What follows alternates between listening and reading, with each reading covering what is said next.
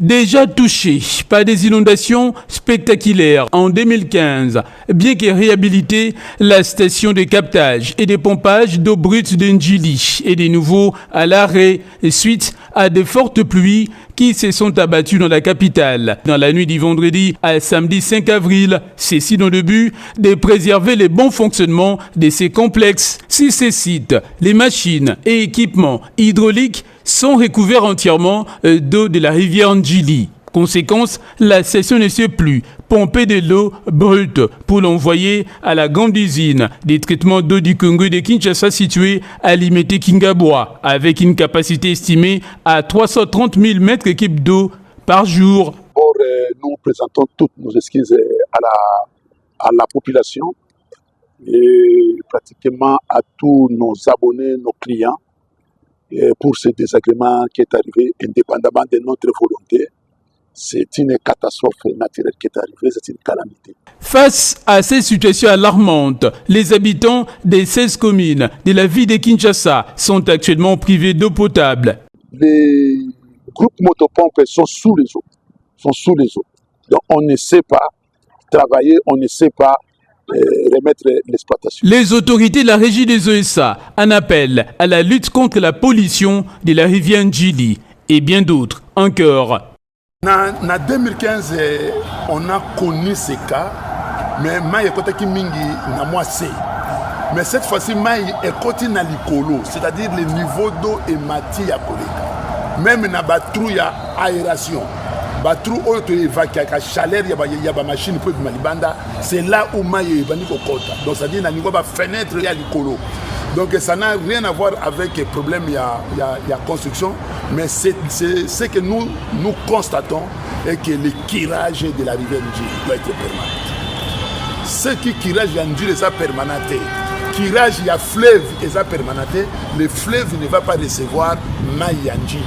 Au moins Bissot comme à 17h, tout c'est la question démarrer. C'est à 17h que la catastrophe est arrivée. C'est-à-dire maï tango et Wichikuna na côté il y a Congo central et Kiti mais eza ko se déverser na fleuve Malamuté. Et pas na biso to na dragage na biso mais on se mona que dragage wana ndenge to sala kayango drag na biso na tango ezo sala dès que vous laissez seulement une heure c'est le tour. Une heure c'est le tour. Donc c'est pour dire quoi? Donc il faut pas continuer dragage à rivière Ndjili et dragage à fleuve pour que maï et kenda c'est ça. Donc maintenant là c'est pratiquement les fleuves à Sanzi Maïa rivière Ndjili. Et ça dit que tango maï comme na suka moyen que de madame zate ya mwana zongi omoni batu bazaki surpris quartier nyo surtout wana Shekina batu surtout wana maï tondi ya koleka. Donc il faut ba la gestion de l'environnement et Tsungabiso que rivière wana zalaka tout le temps kiré et que la rivière peut la kiré de manière à ce que maï arrive Ndjili et bois directement na fleuve sans que cause ba dégâts oyo et connaître le que 16 communes ya ville Kinshasa bazana maï te batalobi ti natango. Les inondations ont également causé des perturbations majeures dans les infrastructures des usines de captage et pompage d'eau brute de Lukaya et Lukunga, aggravant encore la situation. De manière générale, dans la ville à Kinshasa, tous na 6 grandes usines. Ce que au Bakisi na Maluku et Sali 7. Tous na usine Ndjili, tous na usine ya Ngalema, tous na usine ya Ozone, tous na usine ya Lukunga, tous na usine ya Lukaya, tous na usine ya Limba Imbu et puis l'usine de Maluku. Donc ça fait 7 usines. Donc au moment où nous vous parlons, l'usine de l'Ozone est en train de travailler parce que le matin il y avait un arrêt à cause il y a problème il y a électricité. Mais baninga na biso ya SNEL lungonya na bango parce que ils ont fait un effort pour na kozongi sa tension. Donc usine ya Ozone ezo sala, usine Ngalema ezo sala, usine ya Lukunga na 0 heure déjà après avoir remis le courant. Usine ya Lukunga ezo sala et puis pour le moment là tozali pe na usine ya Lemba Imbu oyo euti ko démarrer tout à l'heure là na 9h et démarrer déjà mais totikali maintenant na usine ya Lukaya oyo boye mai déjà ici Kiti et tikali maintenant tozwa accès parce que balabala pe ezali na difficulté pour ba engin na biso et comme na captage wana parce que il faut to démonter ba machine wana ezaki sous les eaux il faut to longola ba zelo nyonso to oyo boye et machine na likolo ya ba équipement na biso to mema maintenant ba moteur nyonso to wana ekenda na niveau ya ba atelier na biso oyo boye ekosala lokola oyo babaka kochauffe kosécher de manière à ce que toya susu kozongisa yango po ebana ko redémarrer. Entre-temps, les équipes de la régie des ESA sont mobilisées pour limiter les dégâts. Mais maintenant que le niveau d'eau est quitté, il faut oser là.